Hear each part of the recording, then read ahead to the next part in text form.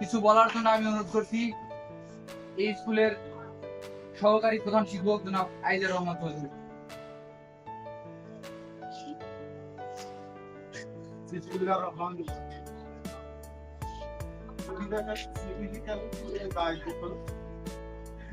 আজকের এই কুইজ প্রতিযোগিতায় উপস্থিত আছেন ছাত্র বিদ্যালয়ের বন্ধুত্ব, আমার সহকর্মীবৃন্দ এবং পৃথিবীর সহকর্মীবৃন্দ ও আমার ছাত্র সকলের প্রতি আমার সালাম, আসসালামু আলাইকুম। অন্যান্য ভাগের প্রতি আমার শুভেচ্ছা।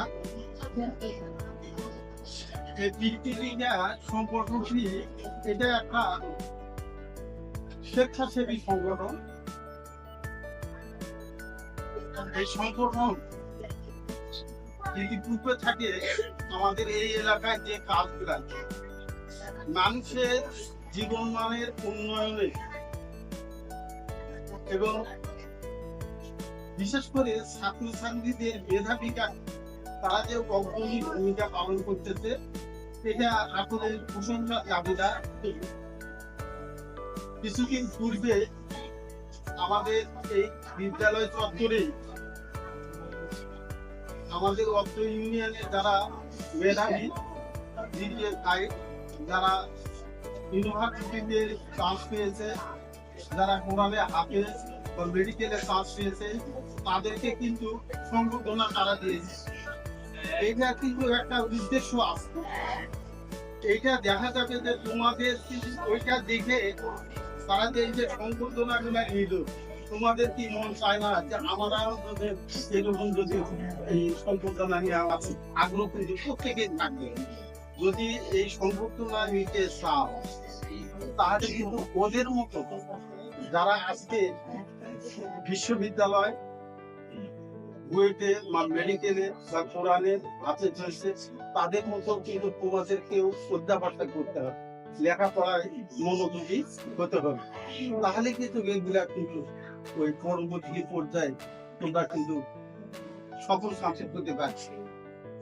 আমি বিশেষ করে এই টিপুলেটাকে ধন্যবাদ দিচ্ছি এই কারণে আজকে যে কুইজ প্রতিযোগিতা এখানে এই কুইজ প্রতিযোগিতায় দেখা যাচ্ছে যে তোমাদের মেধার বিকাশ এখানে সকলেই কিন্তু পুরস্কার পাবে সেটা না, এই যে অংশগ্রহণ করতেছি দেখা যাচ্ছে 2 জন বা 4 জন আমরা এগুলো পুরস্কার পাবো, কিন্তু এর থেকে তোমাদের একটা স্পৃহা তোমাদের মধ্যে একটা কাজ করবে যে আগামীতে তাদের এই যে কাজগুলা এগুলো কিন্তু অব্যাহত, আমার তো মনে হয় যে এগুলো অব্যাহত থাকবে।